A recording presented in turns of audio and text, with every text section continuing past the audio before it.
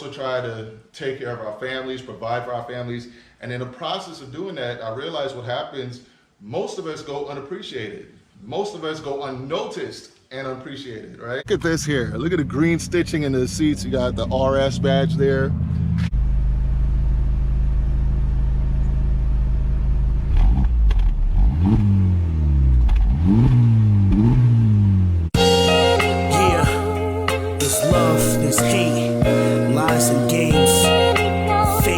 Hello everyone, welcome back to the channel, and today this is probably going to be one of the realest videos I've ever made.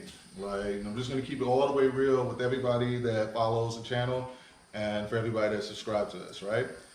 So, I don't know, I was watching the whole, the whole shooting and everything that happened with Donald Trump, and I was actually really just kind of disappointed and sad that that's where we've evolved to as human beings, that's how we handle our problems, you know. It's just, I don't know, it's just wrong. And I don't identify or agree with anything like that. I believe that we should be able to solve our problems through dialogue and just through like thinking and empathy and working with each other. So that got me to thinking like the whole social structure of our society, how messed up it is. And I'm gonna focus on this video mostly about what it's like to be a man, right? And not just that, to be a good man. Not like the man that took the shot at Donald, that dude is evil, that's different.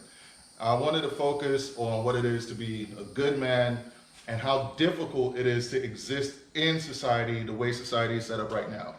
And introduce one of our coping mechanisms to existing in society the way it is now, which is, you know, our hobbies and stuff like that. And for me, that hobby, the main hobby is, you know, cars and car culture and just enjoying enthusiast type vehicles and cars and stuff. So that's what this video is about. And I just wanted to explain, like I saw another video recently where it was a woman like basically had herself altered and everything and basically went about life as a man for like, I think a month or so or something like that. And she ended up committing suicide because she had no idea how difficult it is to be just a man in today's society, much less so a good man, right? And what I mean when I say a good man, like I consider myself a good man in the aspect of I do my best not to lie, I don't cheat, I don't steal, I won't kill, you know, and I don't kill. You know, I try to live an honorable life, treat everybody the way how I'd like to be treated, with respect, you know. And I think a lot of guys fall under that category. And we also try to take care of our families, provide for our families. And in the process of doing that, I realized what happens, most of us go unappreciated. Most of us go unnoticed and unappreciated, right? And I'd say, you know, the few men that really benefit in this world are the ones that are either extremely successful, you know, they're either extremely successful, famous, wealthy, or a combination of all of those things. And even they sometimes go unappreciated by the people closest to them. They may be appreciated by the rest of the world, but most people close to them won't even appreciate the effort and the work that they put in. And I saw 100 Gang Nate, shout out, by the way, shout out to the whole MOC, shout out to 100 Gang Nate, Blueprint Runner League, Q the Chaotic, shout out to Will Motivation, shout out to you, Race Car 21, I know you watching, shout out to you. And all the good guys out there that really, we work hard to provide and take care of our families. And in doing so, a lot of times, if we have kids and stuff, we will watch our kids grow up in spurts. Like, because we're outside hustling, working. So what ends up happening because we're working so hard, our kids will get older and we think that our kids would appreciate all the hard work and the stuff that we've done for them. And we don't even get appreciated by our own kids. So we need outlets, you know, and it's different for women. Women have support everywhere you look. There's always a man willing to take care of a woman. There's always several men that are ready and willing to take care of women. They usually have their mothers, their families, their aunties. There's always like a sisterhood of women trying to look out for other women. We normally don't have that as men. So what we have is car culture. And this video is basically going to go into detail into what is the best car that you can get, be like your emotional support car, if you will, that when you drive it, you feel good. It re-energizes you. It takes you away from all the problems of your life. It makes you feel happy. You could listen to the music. You could listen to the way it sounds when it drives, the way it feels, the handling, all of that. So we're gonna go meet up with my guy Ryan, and we're gonna figure out what's the better emotional support vehicle, if you will, between a FL5 Honda Civic Type R and his brand new Audi RS3. So without further ado, let's head out. Let's see how this goes. All right, so we're back in, I guess we call this is the Treasure Coast, right? Yeah, sure. You could do that. Yeah, Port St. Lucie. Yeah. So we're back on the Treasure Coast, and we're back with my guy Ryan here. And you got yourself a new whip, man. Yeah, so I got rid of the GR Corolla that I had for, I think it was like 4 months, and then I placed an order for something else.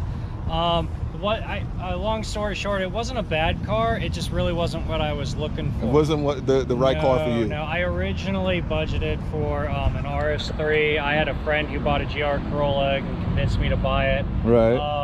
And unfortunately, the engine just didn't meet my expectations. I was planning on modifying it and hopefully getting about 400 horsepower out of it.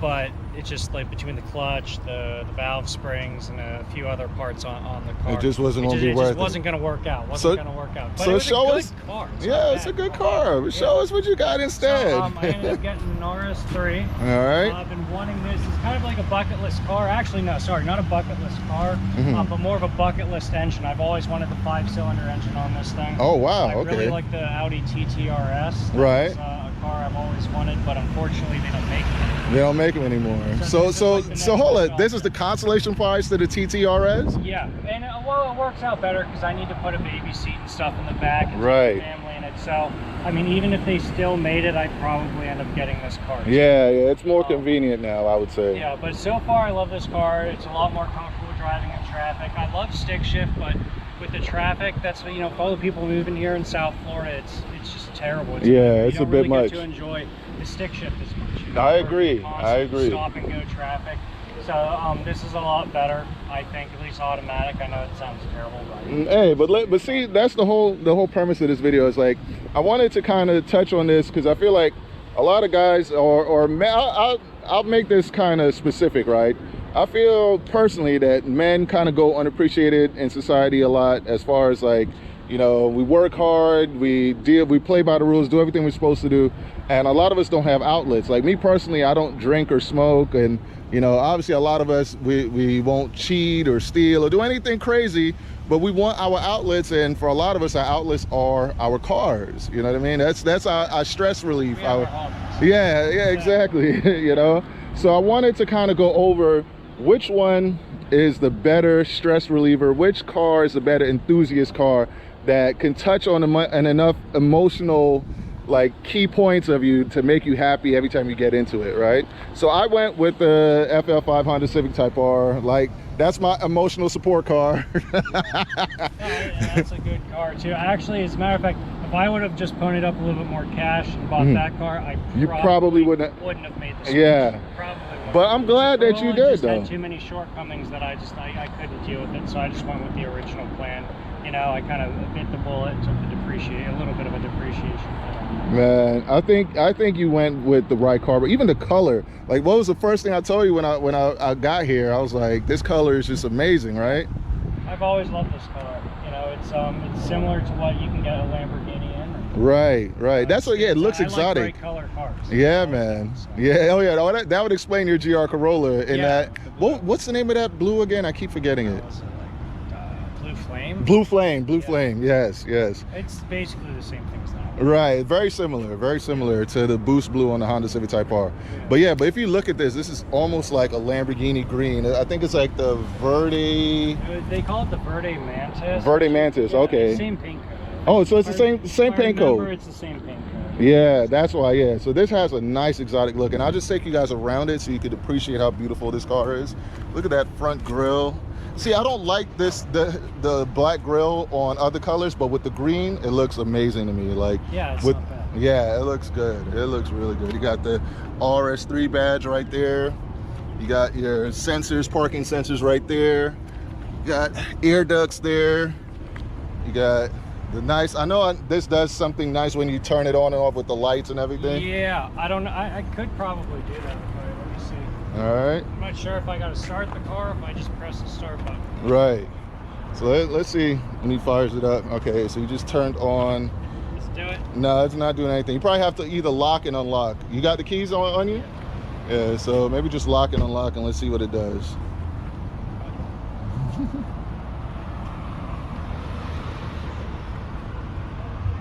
All right. Come on, man. Really? You may need to do it from the key fob, I'm thinking. No, it's the door. Oh, okay. All right. The door is a little bit more difficult. No, Gotcha. I might have to actually start the car up so we can... Do you have the key with you right now? Yeah. All right, unlock it. Let's see if it does anything. Oh, wait. Wrong one. Oh, yeah, there you go. There we go. Yeah. That is cool, man. You guys see that?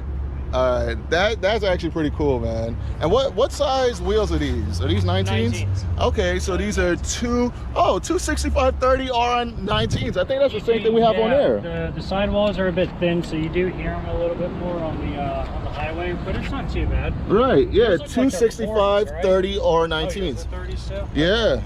All right. So that's actually pretty cool. So we got like similar wheels and tires. I think you guys are on. Now the front ones are wider than the back ones. It's Oh, it's kind of a okay. staggered setup. Right, because of the all-wheel drive setup. All right, and just like the FF5, you got like the little vent right there. Nice. So yeah, so these are, you're right, these are 245 35s on the rear. I guess that helps out with understeer. Right. Okay, that's nice to know. And then you got beautiful Audi symbol right there, RS3 right there. You got some nice twin exhausts in the back there. That was a huge pause. I think that's part of like the black optics package. I know it has a sport exhaust. I don't know if it really makes it much louder. Right. Yeah, that's something. It was All right, actually we're gonna- $1,000 on the house. Ooh, all right, we're gonna have to hear what that sounds like. But yeah, very similar design cues, I would say, to the FL5. Like, except we have the 3 exhausts in the back there, and you know, you got the Honda in the red badge. It says Civic there, Type R there. It says, like I showed you there, RS3 there. We got our Boost Blue. Do you know the name of this color? Yeah, it's like Kailani green or Kailani green. or something like Okay, all right. And unlike the Type R, this has sensors pretty much all around it. So we don't have any of those parking sensors and stuff here. But we do have another similarity. See, like how we got the blue, they got the green, but we both got the black mirror caps. So that's kind of cool. It's kind of like a two-tone thing. He has a sunroof. There's no sunroof for the Type R, but we do have a wing. And he's got a wing too, like kind of like this, what do you call it? It's like a duckbill wing? Yeah, like a lip spoiler. Yeah, like a lip spoiler. Yeah, there you go. So a lot of similarities, but I think that's pretty much where they end. You mind if I open it up? Yeah, sure, go ahead. All right. So in the interior, all right. The interior in this thing is special. Look at that. You got RS3 on the door sill there. Look at this here. Look at the green stitching in the seats. You got the RS badge there. RS on the steering wheel. Very nice and luxurious looking, I would say. Like, nice. We both have like a digital dash, digital screen in there. That's nice. Now, here's the difference. This is a DCT transmission, right? Dual clutch. Yeah, so it's a dual clutch. And then you got the RS3 on the badge there. And then, let's see. You won't see much there because I got that whole thing is for the baby and the wife to sit back there. Yeah, well, I'm just wanted to show the space. Oh yeah, there's enough space. Yeah, so you got space, and you also got AC vents in the back there, as well as I think 2 USB-C chargers. You got the suede material there. Does this have ambient lighting as well? Yes, it does. Yeah, so you can see it looks like it's ambient lighting there, and I'm guessing you could change it and everything. Yeah, there's two settings for it. All right, another thing too, this looks like it has the Bang & Olufsen sound system. So I already know the sound system is going to be way better than in the Type R. I haven't heard it yet. So Yeah, it's a Bose sound system. It's not terrible. It's not terrible, but JBL that came in the Toyota. yeah, that is true. Let's see, trunk space. Yeah, let's see what we're dealing with trunk space with. Trunk space. Oh, I mean, this is healthy. it's not This is too good. this is good. This is a nice amount of trunk space. Still has that new car smell. Smells amazing. Now, do you have a spare tire? No. Okay, neither do I. So no, we're about the same. We're about the same there. So Nice by then. yeah.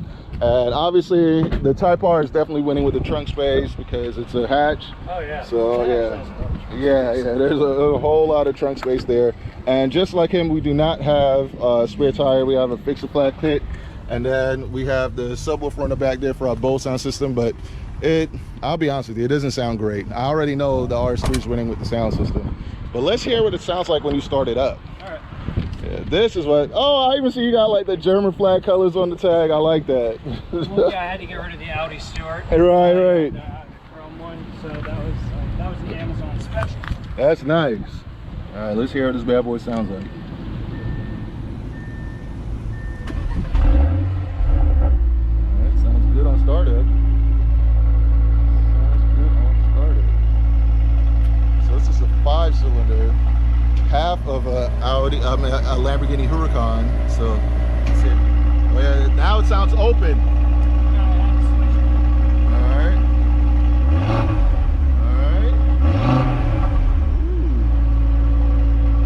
Yeah. It has a nice deep sound. You can tell when it revs high, huh? You can tell though that when it revs up high, it's going to sound amazing. Yeah. So yeah, I think just based on sound. Well, actually, if you could come out and do a little camera duty, I'll show you what the Type R sounds like. All right. And we could compare it. Yeah, So, sure. Here, you want me to turn it off? Yeah. Okay. Yeah. Because with yours on, you won't be able to hear the Type R at all. Yeah. So. All right. Cool. So Ryan's on the camera now. All right, I'll stand back here. Yeah. Let's see if you can pick up any sound at all. I should. All right.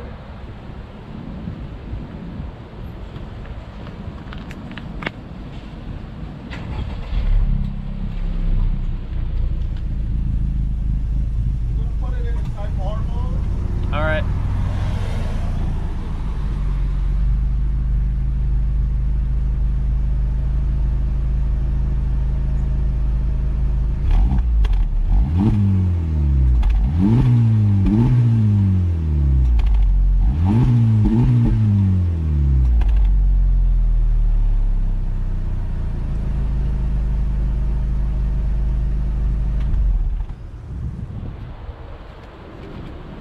That's all we're getting. All right. What did that sound like to you? I think both of our cars need an exhaust system. Yeah, but yours, you can hear the potential in A yours. little bit more, but yours has a good tone to it too. I would just. It just needs an exhaust. So, all right, you remember what your GR Corolla was like. You see how beautiful the interior is in your RS3. Yeah. Why don't you give me a first impression of what it's like in the Type R? I haven't actually seen this in person. So Yeah. I can just tell you right off the bat, it's better than the Toyota. Nice suede interior, really nice. Can I sit in it? Yeah, go for it. Oh yeah. So, as far as like seating position and feel, you're rocking with it. Yeah, I like the side bolsters. Seat bolsters are a lot nicer. Yeah, it just seems like it's better built. Just the interior is a lot nicer, I think. Yeah, and it does something for me. Like when I get in, it feels special compared to a lot of the other cars at the price point. Yeah, I like the red seat belts. Yeah, it's a red nice touch. Carpet's a nice touch. That's gonna be a pain to keep clean though. It is. That's It is. real pain. Yeah, same with the red seats. I like it though. All right, sweet. Very nicely appointed. Getting out of it, not so much fun. Yeah, So we're gonna. I want you to pop the hood on the RS3. Yeah, sure. I'll do the same here on the Type R, and then we'll go over power figures and what should matter.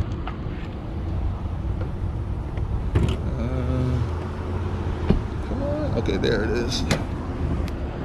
See, I already know you're winning with the RS3 because I got a prop rod. He has hood struts. Yeah. Or hood strut, you know? Exactly. All right. Yeah, actually, that is kind of nice. Yeah, it is. It's very convenient, you know? So let me ask you this. How much horsepower is this thing putting out? I think according to the brochure, 401 horsepower. All right. I think they were saying like maybe 370-ish to the wheels on a dyno with stock tune. That's if great. I remember correctly, I might be wrong. Don't quote me on that, but I think it's somewhere around 370-ish. Okay, but crank we're looking at 401. 401. All right. And torque? I have no idea. All right, so I'll look up the numbers and I'll put it in right here, so we'll see. But as you can see, it is a beautiful looking like interior. This reminds me of the Golf R and GTI a little bit with how they have the intake setup over here. And except I think with yours, the turbo goes all the way back here. Yeah. I think on ours, it goes a little bit further back to the sidewall. But this is a 5-cylinder, right? And then we hop over to the Type R, which is a 4-cylinder. And our turbo is right up here, easy to swap out. Downpipe is right down there. Yeah. So yeah, people do upgrades on these pretty quickly, you know. But this has 315 horsepower, 310 foot-pounds of torque. The best time I was able to do 0 to 60 was 5.1 seconds. I'm guessing, what do you think the 0 to 60 is going to be on this? Somewhere in the 3s. Yeah. If you have a spot. I haven't beaten on it. I have less than 500 miles on the car. Oh, okay. So it's not even broken in all the. Yeah. I don't even have 500 on. Okay. So we'll do a 0 to 60 test later on another date and see whether, because I know it's capable of very quick 0 to 60. Yes. So that's another way, because this is one of the best all-wheel drive systems out there, I would say. I think so. Yeah, it is, man. So I just wanted to like get your take on how your RS3 feels when you drive it, like therapeutically, and I'll tell you what it's like for me in the Type R. It kind of gives me best of both worlds. Depending on the drive setting I have, it can be a nice, comfortable sedan to just like run errands with around town. Right. Or if I want to hit that RS button, I can drive around like an a-hole. Right. So you do have the best of both worlds. Yeah, it is. Now, if you're really stuck on the stick shift, obviously it's not going to give you that type of feel. Driver engagement, so if you want something more raw, it's like a secondary car, as like just a specific fun car. Right. I'd probably end up going with something stick shift. Yes. Either something like this. Right. Or like was it a Cadillac Blackwing or something? Yeah. Like CT4 or CT5 Blackwing. The new M2. The new M2. Nice. I've been eyeing that very closely. Yeah. Very closely. Something stick shift would be nice. It's just unfortunately most of the time when I'm driving, you know, I've got my daughter or my wife in the car. Right. I don't really have time, or I don't have the opportunity to go too fast in it. So it's a great compromise car, I would say, because you can do everything you need to do with your family, and then literally so stock for stock, the RS3 is clapping up the Type R any day of the week, just based on power and traction, all-wheel drive, you know, an automatic gearbox, like all these things, you know, make it a faster car. Yeah. For me, what I love about the Type R, where it hits the senses for me, is the manual gearbox. One of the best manual gearboxes I've ever driven. The red interior, like you pointed out, the guts and everything, just makes it feel a little bit special.